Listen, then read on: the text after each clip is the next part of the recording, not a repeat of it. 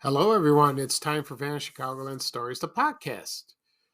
I'm your host, Pete Costanos. This is episode 280, season 12.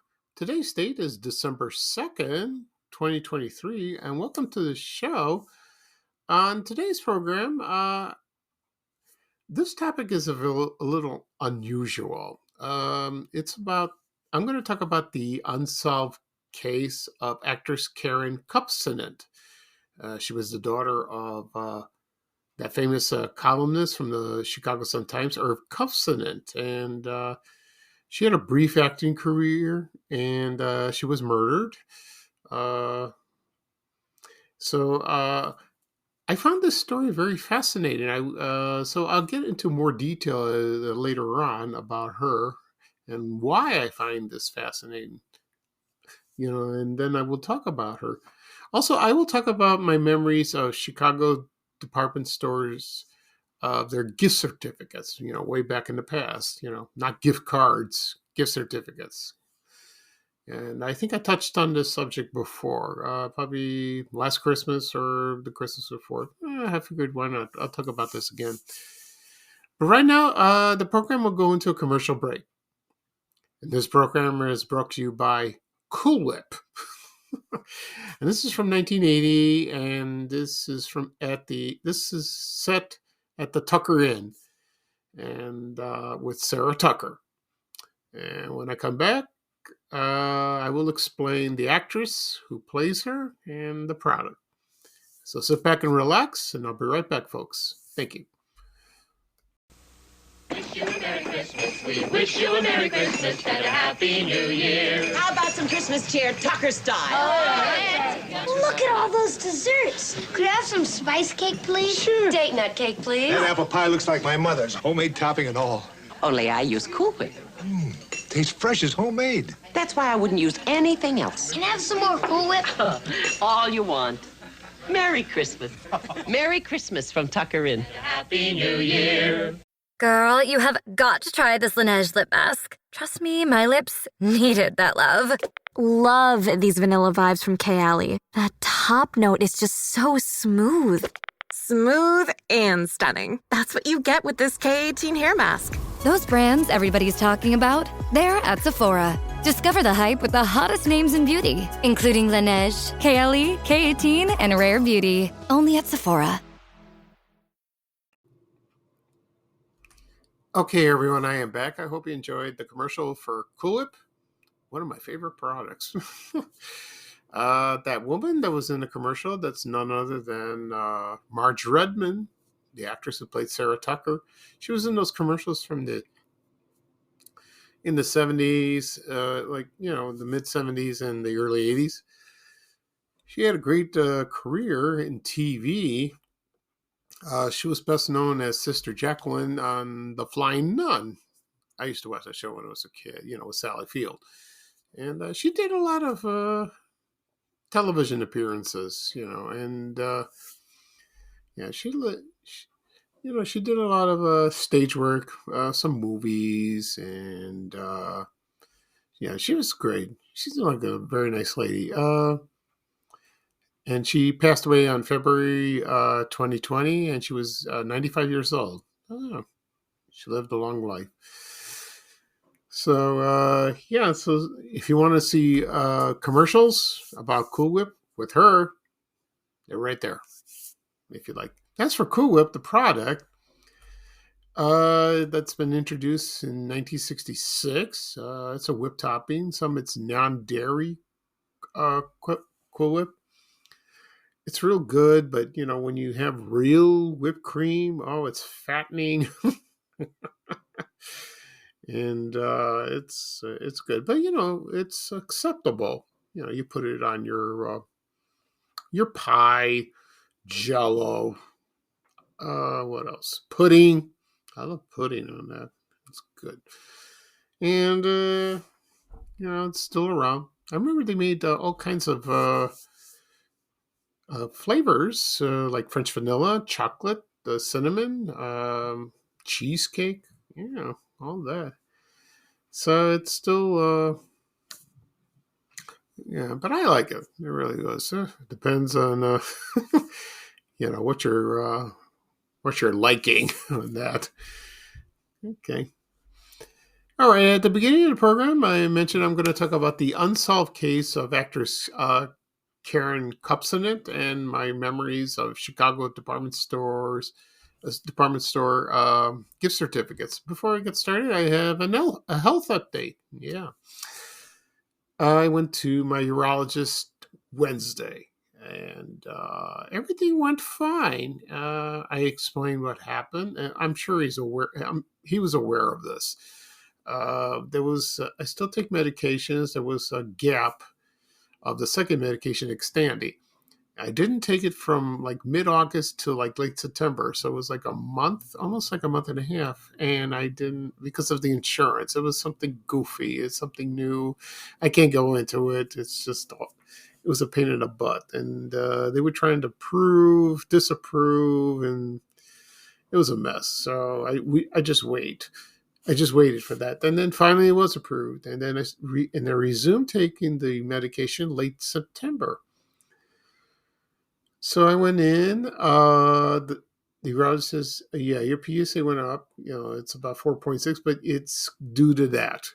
Yeah, he thinks it's that. It's probably nothing else." So he says, just keep taking it because that takes effect about 2 to 3 months to really kick in to work.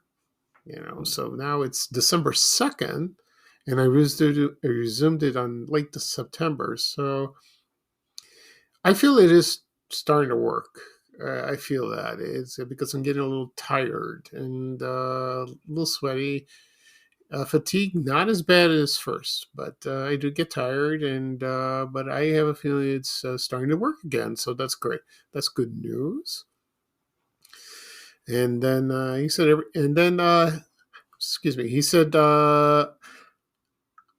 I'm going to go see him in March of next year. That's that's a long time. But I'm going to see my oncologist in February 22nd and see what happens. I will take a blood test before I see him. And if the PSA is down, if it's decreased, below 4.6, everything's okay. If it's not, or if it goes up, or it remains the same, then I think my oncologist will suggest trying a new medication. I hope it's not that, but and I asked my urologist this question. It's very important. I've heard there's so many treatments out there for this disease that I have, the prostate cancer. He says, yes, there are so many introduced, and it's wonderful. Not like in the old days. There are new ones. And you have a few I have a few to choose of, or they choose it for me, which is the best for me, which is great, and it was so that's wonderful news. So above all, I'm doing fine. I've lost a little weight. I don't eat as much. I'm not hungry. I eat well, so that's good news. The funny thing is, when I weigh myself, I'm about the same, but I don't feel the same. And the weight is, and it's goofy, but it's the medication, I think. That's what it is. I don't know. I can't explain it. It's nuts. Oh, well. Okay. Second thing I want to mention. Last week, I went to see Rick Kampfer. He used to work for The Loop, the radio station. He wrote a book called The Loop Files. And there's a picture of me. I met him last Friday. Nice man, and he autographed it for me. And I started reading the first 3 chapters, and it's wonderful. Oh, if you were a fan of this radio station, back in the day, in the 70s, the 80s, the 90s, this book is for you. It lists all the personalities that worked there. Thank goodness for that. That was amazing. And I remember some of these people, and some behind the scenes, some were DJs. And hope I'm going to read it again today. Hopefully, resume reading it because it's a good book. I recommend it. I recommend buying it if you're a fan of this radio station. When you were listening to it when you were a teenager, I did. I listened to the loop.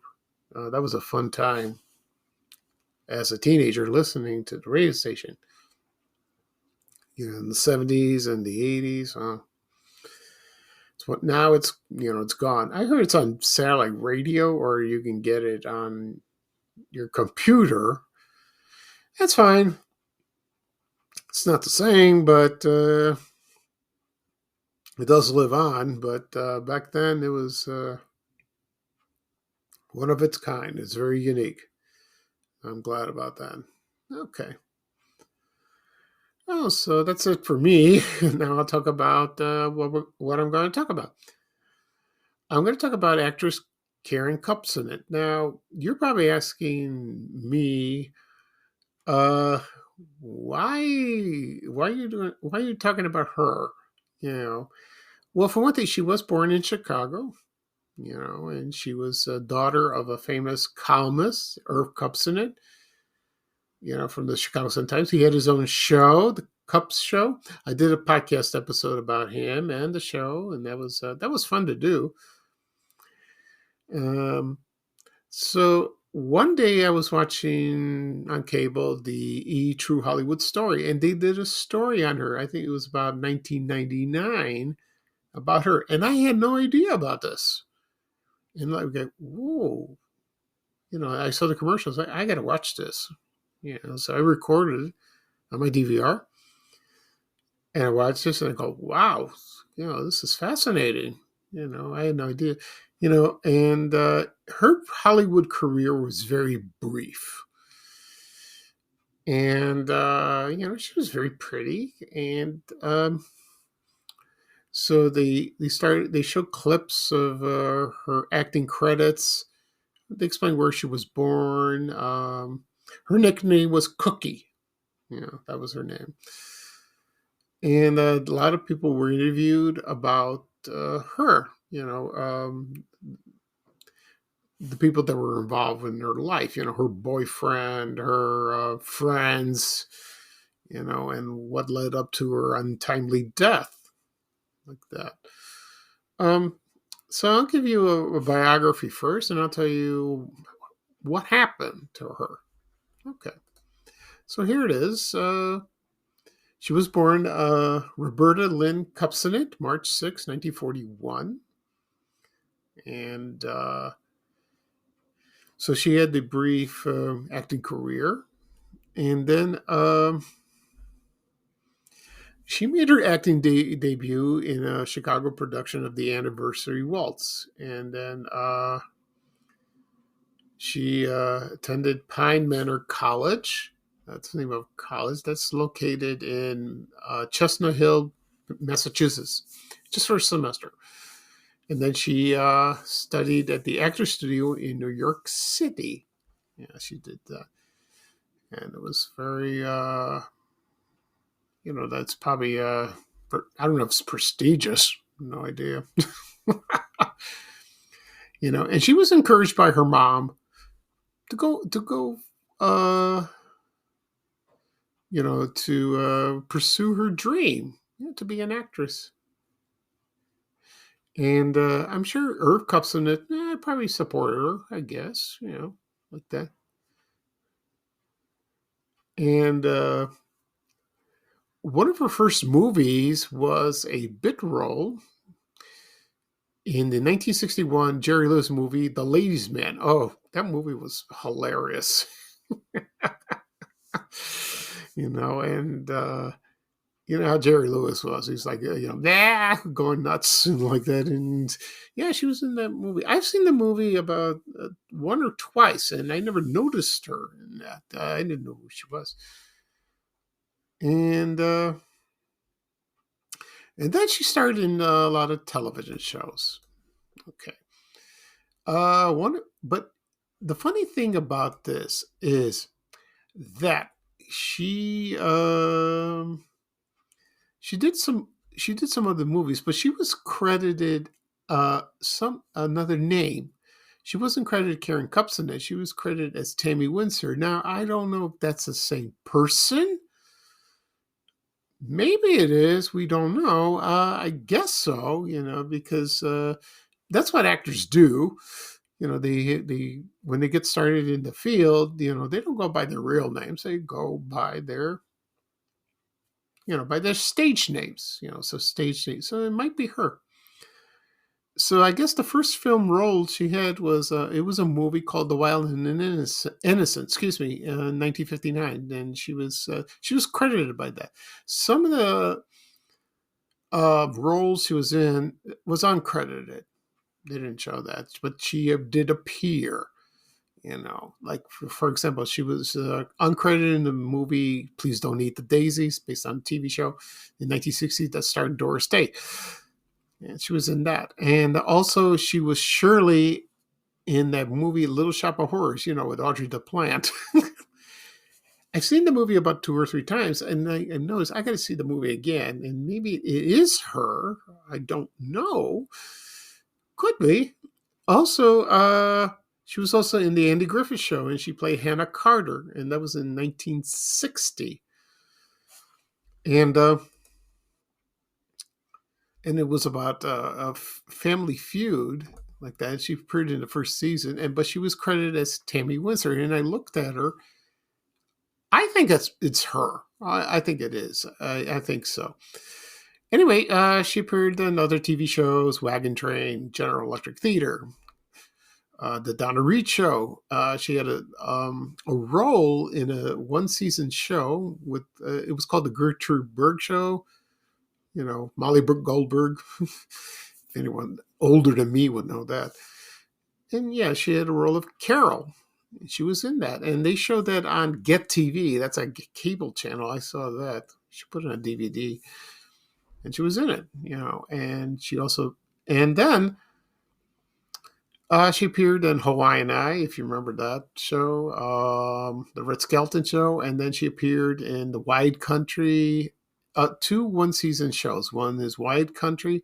The other one was Going My Way, based on the Bing Crosby movie from 1945. And Wide Country, she met her boyfriend. His name was Andrew Prine. And I'll get to that in a moment. And she was also in Death Valley Days. And her last TV role was Perry Mason. I watched that the other day. And that was her. Yeah, for sure. And she was pretty good. So that was her last role, and that was in 1964, and they aired that about probably a couple months. She died, about 2 months. She did that, and so she began dating this actor. His name is Andrew Prine. He was in a lot of TV shows, and there was a problem with the relationship and all that, But Andrew Prime was divorced, and he wanted to date other people, but Karen wanted him for himself. So you know how that is. And so let's say that relationship was very troublesome in the beginning. Okay. So, then she started. She has trouble. She had trouble with her weight. She began taking diet pills. Not very smart, but they do that. And so, on November 28th, she had dinner with friends. One was actor Mud Goddard from Lost in Space. He just died recently, about a month or two ago, with his wife, his then wife, and then they took her home. And he said she didn't look good. No, she was acting very peculiar. So they did that, and then a couple people went to visit her. Two guys, and then they went to visit her, and they watched TV, and then and she fell asleep, and then she woke up, and then and then they left, and then all of a sudden, and then a lot of people felt there was something wrong. They tried to phone her, she did not answer, and so Mark Gardner and his wife went to the apartment, and they found her dead. She was lying on the couch, and apparently she died from a drug overdose. But the funny thing about it, that it looked like she was strangled. So someone just committed murder, and so her death was officially ruled a homicide. Now this was a mystery. We want to know who did this. Who did this to her? Was her boyfriend? Andrew Prine. They did question him. Nothing. He was cleared, and I think he had an alibi. So we don't know who did that. It's been unsolved like that. And so they were, as the two men, they were went to see her.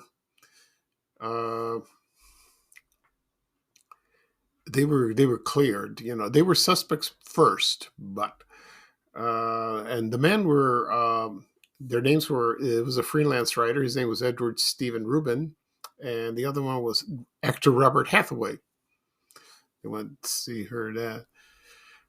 So they were cleared, and so it's still unsolved. So we don't know what happened.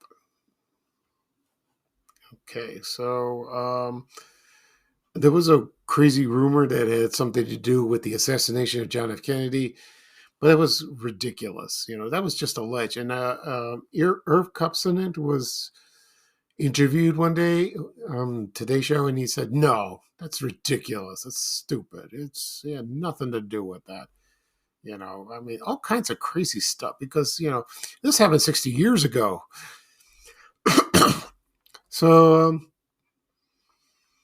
So we don't know what really happened. This sounds like Marilyn Monroe, kind of like that. There's all kinds of theories and crazy stuff like that. And so Irv and his wife, Essie Kupcinet, establish a playhouse at Shimer College. That's located in Naperville, Illinois. And it was originally, I think it was originally on the south side, and they named it after her, and it was like that. And I think, she had a brother, Jerry. He was a producer, director and producer. He's sort of responsible for Judge Judy. He did that. Okay. And so he produced a lot of shows, mostly like reality shows or like the court shows. Judge Judy, Judge Joe Brown. That's incredible, and all that. He passed away in January 20th, 2019. But there's some information that his daughter, Karen's niece, is going to write a book about this. We'll see about that. Okay. Excuse me. So, like I said before, this case is unsolved. It remains a mystery. We don't know what really happened to her. So it's kind of sad what happened to her. It really was, because she wanted to be famous, I guess. But things didn't go her own way, and that's a shame. It really is. Okay. All right. Next, I'm going to talk about my memories of Chicago department stores that sold gift certificates. Before I do, I'm going to go. The program will go into a commercial break, and the commercial I'm going to play is a Christmas commercial from Carson Peary Scott, and it's from 1993. Yeah, I'm glad I found this. So just sit back and relax, and I'll be right back with the rest of the show. Thank you, everyone. Got any bright ideas for Christmas? We do. At Carson's, our great gift ideas just go on and on. We'll even wrap them free with your holiday purchase. How do you like that idea? Carson's, the right place for Christmas. Okay, everyone, I'm back. Hope you enjoyed the commercial for Carson Peary Scott. Excuse me. That was a Christmas commercial from 1993. I missed that store so much. It was wonderful. Same with Marshall Fields. Anyway, my memories of gift certificates from those department stores in Chicago were very nice. I used to buy them for my mom, at Christmas. I didn't know what to buy for her. And she usually yelled at me not to buy them. You know how that is. Parents say that, don't buy me anything. I have what I need. That is true in some cases, but it's Christmas and you have to buy something like that. Anyway, I remember I bought them. The first time I bought gift certificates, from those places, for example, was at Fort City Mall on the Southwest Side. For example, J.C. Penney, Montgomery Ward. I think they sold them. Weebles. I'm sure Weebles had them. I used to buy those, and I bought them for my mom or all the time. And I always find them on eBay. Sometimes, some people have kept them; they never cashed them in. And the same thing goes for Marshall Fields. And I just found one yesterday. And so sometimes we're like $10, $20. I know it seems relatively small to today. Usually you buy like 25, 50, 100, like that. And so a lot of department stores, like especially in downtown Chicago, like for example, Marshall Fields, Carson's, Litton's, Charles A. Stevens, maybe that store, like that. But not just, excuse me, not department stores, also bookstores. I saw one, also Croc and Bertano's. Then later on, they changed into gift cards. Time has changed. Trying to do away with the paper. For environmental purposes, you have gift cards. And gift cards are still around. And they're used for everything. And not just stores, but also coffee shops like Starbucks. I've seen them first. Amazon. Now it's Amazon, you can give a gift for that. And but my personal opinion, I love the paper ones, and you can gift wrap them, and they come in pretty colors, and the fonts look so cool like that. Oh, those are nice. I mean, gift cards are nice, but not the same. Like that. And I think I remember the last one I bought. Was it a gift card or gift certificate? I think it was a gift certificate. Yeah, I think it was a gift certificate. It was at Carson's. It was located at Chicago Ridge Mall. Now it's gone. And I bought one for my mom, and it was the last time I bought for her. That was like about maybe 10 years ago. Something like that. And she appreciated it. And because that was one of her favorite stores. She went there all the time, because they had like great discounts, good quality, anything, clothes, she misses that store very much. She really does. Yeah, and it's a shame, like that. And but as for Marshall Fields, with the gift certificates, oh, that was a beautiful time at Christmas, for Marshall Fields. If you get a gift certificate, buy a gift for someone. Of course, when you go down to State Street and look at the windows, and you also there's Uncle Mistletoe, like that. That's a wonderful, lovely tradition. It really is. I might talk about that someday. We'll see. Um, so that's my memories of that. Okay. So I'll do a recap of what I talked about today. I talked about the unsolved case of actress Karen Kupcinet and my memories of Chicago department stores that sold gift certificates. Okay, before I sign off, I forgot to mention one more thing. I'm still adding people in my group in Chicagoland, and one time I I cut out of how do you say that? I cut out a photo, like a screenshot of I had like 1,000 people to add. Oh, that was rough, but I managed to do that. Now there's more coming. There's about 200 more. It's never ending. I'm taking my time, folks. It's just me doing this. I have to approve. I'm very happy that people want to join. I really am. But I have to be very careful. And it's growing, still growing. It's amazing, like that. And so I will continue to do so. Okay. Now the podcast will be published later on today, whatever, and it will be published wherever podcasts are available. Apple Podcasts, Google Podcasts, Spotify, Amazon Music. Also be published on my blog at www.vanishchicagoland.blog. Also, it'll be on my excuse me, I'm sorry. It's the weather. Also, it'll be ready on my YouTube channel. Just do a search, Vanish Chicagoland Stories. People still ask me, where do I find your podcast? Where do I find it? Go to YouTube. That is the most easiest place to find it. Just subscribe. Do that on the apps as well. And you'll get notified for a new episode. You can also listen to the past episodes I did. That's a lot.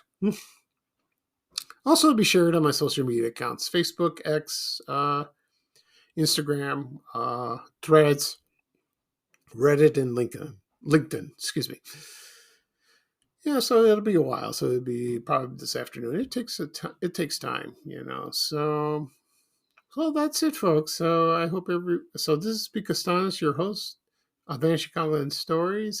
Thank you for joining me. I had a good time. Excuse for the coughing. I always say that. I think I have a head cold or something like that. And so just everyone have a good day. It's not that bad. It's cloudy, but it's not that cold, because yesterday was rainy and kind of dark and Londonish weather. Yeah, but it's fine. But at least it's not snowing. And it's not frigid, and it's not below zero. So thank goodness. We're starting December on the right foot. I'm happy. I'm happy to hear that.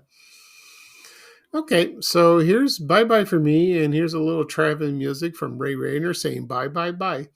Take care, everyone, and so long. We have to go. Bye bye bye.